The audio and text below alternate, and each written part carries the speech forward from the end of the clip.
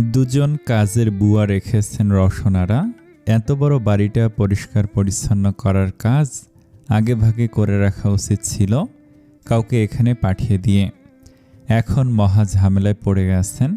দুপুর গড়িয়ে বিকেল, এখনও ঝাড়ুর কাজ শেষ হয়নি। ধোয়া মোছা তো আছেই, ধোয়া মোছার কাজ বাকি রেখে বাকি অন্যান্য কাজে হাত দিলেন তিনি। তাসনুভা নিজের ঘর নিজেই পরিষ্কার করছে, কাউকে হাত দিতে দেবে না তার ঘরে। শাইনা নিজের ঘরে এসে দেখল সব এলোমেলো হয়ে আছে। তাজদার সিদ্দিকী ঘরের এমন অবস্থা দেখে মহিষ কিনতে গিয়েছিল। পুরো ঘরটা আউলা ঝাউলা হয়ে আছে।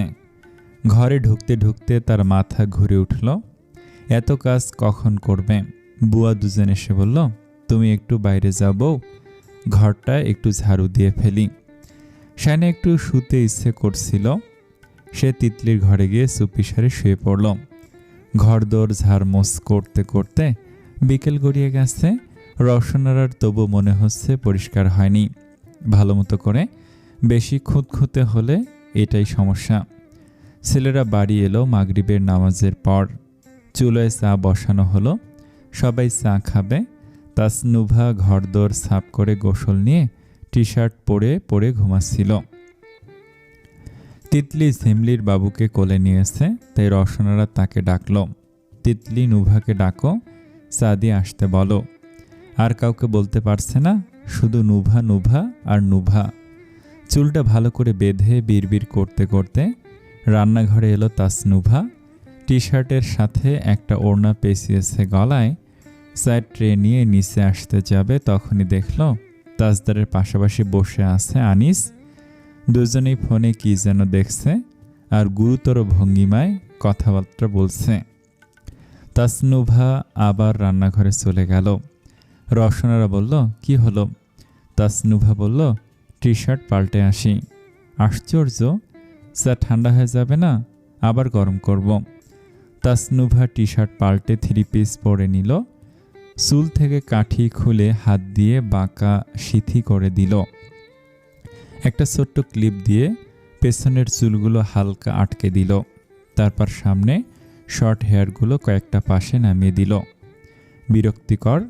বাড়ির লোকজন এসে বসে থাকে, যেদিন টি শার্ট পরবে সেদিন অসহ্য। তিতলি বাবুকে দোল দিতে দিতে এসে দেখল সে ঠোঁটে লিপ বাম দিচ্ছে। এ আবার সেজেগুজে কোথায় যাচ্ছে এখন? একটুও শান্তিতে বসা নেই। এতদূর থেকে এসে আবারও ঘুরতে চলে আসছে। বদহজমি। কিন্তু কিছুক্ষণ পর তাকে ট্রের চা হাতে নিচে যেতে তিতলি চোখ গোল গোল করে তাকালো। নিচে যাওয়ার জন্য এত সাজগোজ, নতুন ড্রেসও তো পরেছে দেখছি।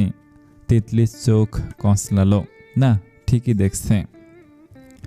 তাসনুভা টি টেবিলে চায়ের ট্রে রাখতে তাজউদ্দিন সিদ্দিকী বলল, আরে আজকে আমার নুভামণি চা বানিয়েছে নাকি? চা মা বানিয়েছে, কিন্তু তাসনুভার লজ্জা লাগছে সে বানায়নি কথাটা বলতে। তাই সে বলল, আমি চা বানাতে পারি আব্বু। জানি জানি, আমার মেয়ে সব পারে। তাজদার আর আনিস এতটাই ব্যস্ত ছিল যে চা এসেছে সেটা তারা খেয়াল করেনি। তাসনুভার রাগ লাগছে। এর তাকে কি চাকর মনে করেছে? ভাইয়াটা একদম বেশি বেশি। এতদিন তাকে ওখানে খাটিয়েছে, তার ইচ্ছে করছে চায়ের কাপ ঢেলে দিতে।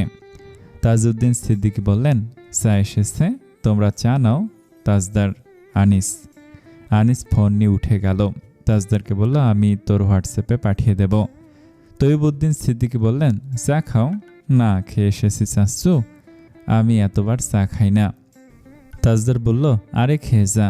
আনিস তাসনুভার পাশ কাটিয়ে যেতে যেতে বলল, না, তোর সাথেই তো খেলাম, হোয়াটসঅ্যাপ চেক করিস। সে বেরিয়ে গেল।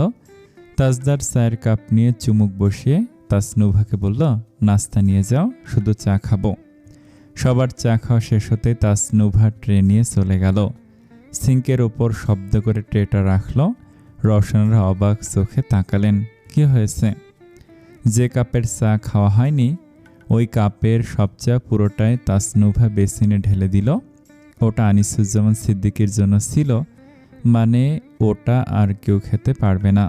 তার বাসি চা অন্যজন খাবে কেন? যত সব ফালতু। ভাব বেড়ে গেছে তাদের বাড়িতে বোন বিয়ে দিয়ে। হনহনিয়ে ঘরে চলে গেল সে। চা নাস্তা কিছুই খেলো না। ঝিমলি তিতলিকে বলল, ননদ বাঘিনীকে আবার কে খোঁচা দিয়েছে? তিতলি ঠোঁট উল্টে বলল, বজ্জাতি একটা, সারাক্ষণ উগ্র মেজাজ তার। তিতলি তার ঘরে ঢুকলো ঝিমলিকে নিয়ে। আলো জ্বলতেই দেখল শাইনার ঘুম। এই মেয়েটা এত ঘুমাতে পারে? ঝিমলি ডাকল, মেজাজা, রাত হয়ে যাচ্ছে, আর কত ঘুমাবেন? রাতের জন্য বাকি রাখেন। এই মেজুজা, শাইনা। তিতলি শাইনার গা ধরে হালকা ঝাঁকুনি দিল। শাইনার চোখ ছোট ছোট করে তাকালো। গায়ে অলসামি ঝেড়ে ধীরে ধীরে উঠে পড়ল শোয়া থেকে। ঝিমলি বলল, না খেয়ে দিয়ে শুধু ঘুমালে হবে? শরীরের অবস্থা তো 12টা বেজে গেছে। তিতলি বলল, ভাইয়া ঘরে গেছে দেখলাম, তোমাকে খুঁজছে বোধ হয়। শাইনের শোয়া থেকে উঠে গেল। কতক্ষণ ঘুমিয়েছে আল্লাহ জানে। ঘড়ির কাঁটার দিকে তাকিয়ে সে জিভে কামড় দিল।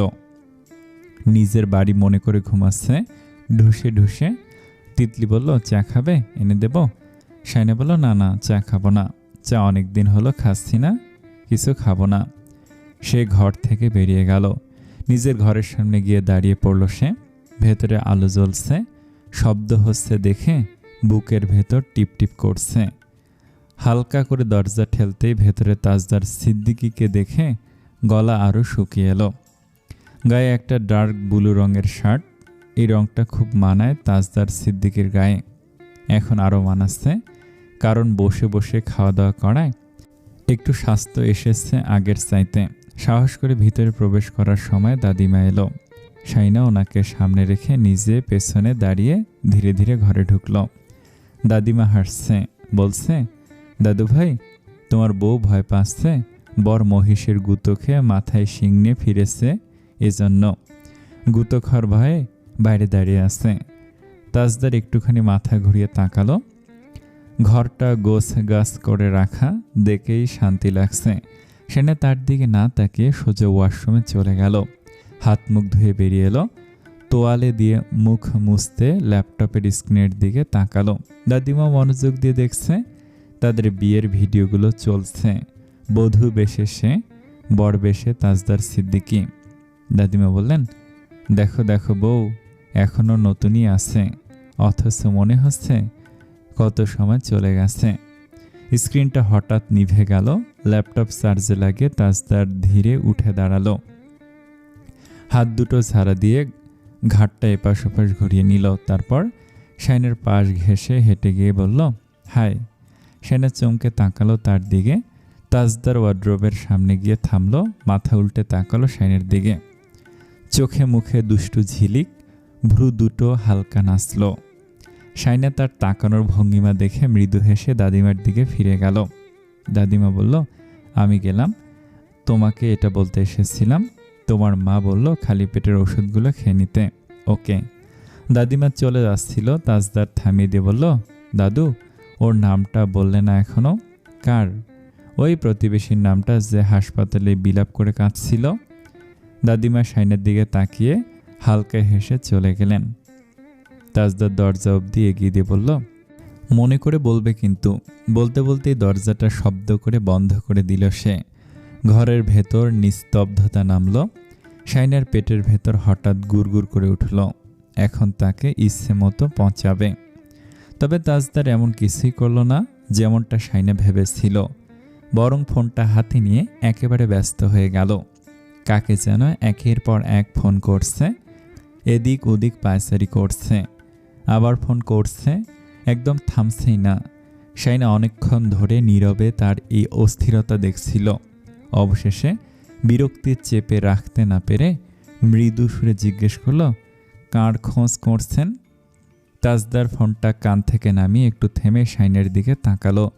ঠোঁটের এক কোণ টেনে হেসে বলল, ওই প্রতিবেশীটার খোঁজ করছি যে হাসপাতালে চিল্লিয়ে চিল্লিয়ে কাঁদছিল। কথাটা শুনে শাইনা আবারও ঘুরে দাঁড়ালো। সে চলে যাবে এখন এই ঘর থেকে, বাজে লোক। তাজদার ফোনটা কানে চাপলো। ওপাশে তৌসিফ কথা বলছে। অনেকক্ষণ কথা বলল তাজদার। কোন বিষয়ে কথা বলছে সেটা শাইনার কাছে স্পষ্ট নয় যদিও। তবে শেষের দিকে রসিকতা করে বলল, ওই প্রতিবেশীটার খোঁজ পেয়েছিস? আমি তো হাটে বাজারে যেতে পারছি না, মানুষ আমাকে জাপটে ধরছে জানার জন্য ওই প্রতিবেশীটা কেন এমন বিলাপভাবে কাঁদছিল। মা বোন কাঁদছিল তা মানা যায়, কিন্তু প্রতিবেশী কেন বিলাপ করে কাঁদবে? Who is she? আমাকে তো একটা জবাব দিতে হবে তাদেরকে। শায়নার আগে ফুঁসতে ফুঁসতে বলে উঠল, আমি মোটেও বিলাপ করে কাঁদিনি। তাজদার কপাল কুঁচকে তার দিকে তাকালো। শায়না টেবিলের ওপাশে চলে গেল, টেবিলটা গোছগাছ করতে লাগলো, নিজেকে ব্যস্ত রাখলো। তাজদার টেবিলের ওপাশে দাঁড়ালো, টেবিলের ওপর হাত রেখে। শায়নার মনোযোগ আকর্ষণ করার জন্য ডাকলো, হ্যালো। শায়না তাকালো চোখ তুলে। তাজদার সিদ্দিকী সিরিয়াস ভঙ্গিতে বলল, প্রতিবেশী বউ কেন বিলাপ করে কাঁদবে? হাতে নাতে প্রমাণ না পাওয়া অবধি আমি বিশ্বাস করছি না। শায়না মুখ গম্ভীর হয়ে গেল।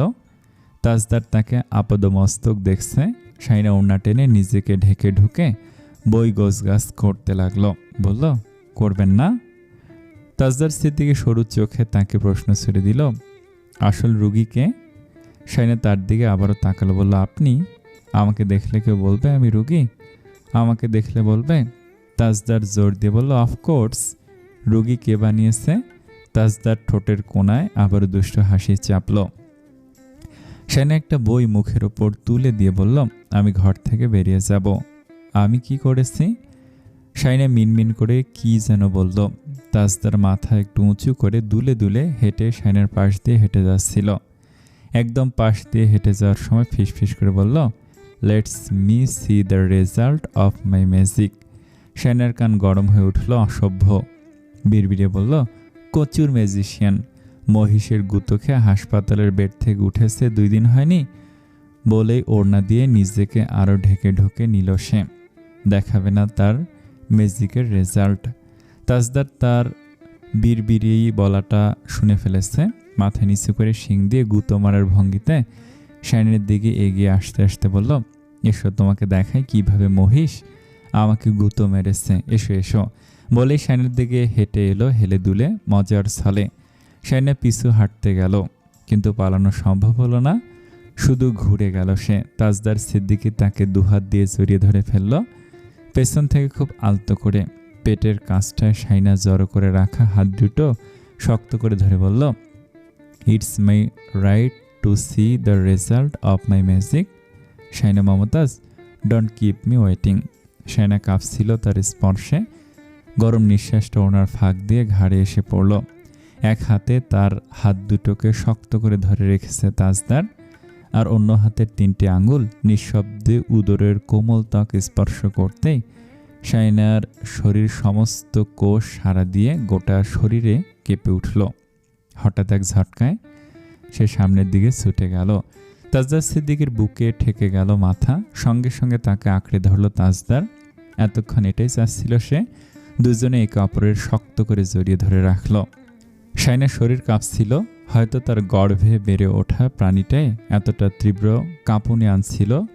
পিতৃ স্পর্শ পেয়ে শায়নার চোখে অচেনা অনুভূতির জল ভেসে এলো। নিয়মে বাঁধা ভালোবাসা আসে হিসেব মতো, কিন্তু মানুষের প্রতি মানুষের মায়া আসে হঠাৎ, অযাচিত, নিয়মের বাইরে।